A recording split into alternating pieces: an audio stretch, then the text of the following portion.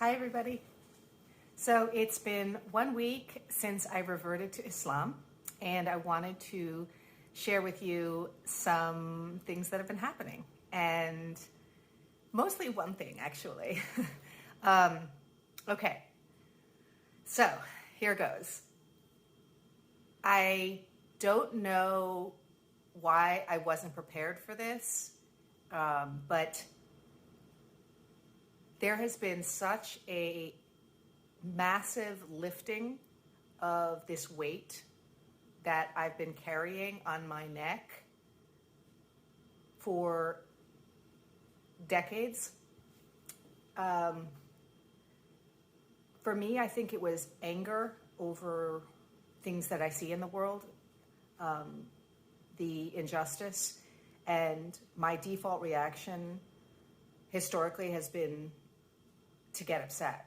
And I'm not saying that I'm not upset about the things that are happening in the world that we all see on our phones and on our screens. But there is this,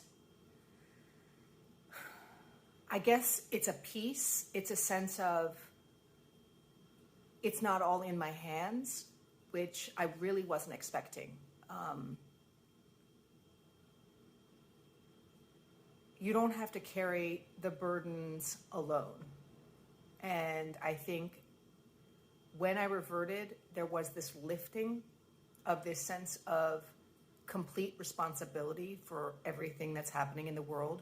And when I couldn't do that, I would get despondent and upset when people wouldn't listen to me about, things that I care deeply about. I would feel empty and sad and even a little bit betrayed. So since I've reverted, it's not, like I said, it's not that I'm not outraged by what's happening, but there is this deeper sense of peace that I never expected, and it's like right here. It's really hard to describe.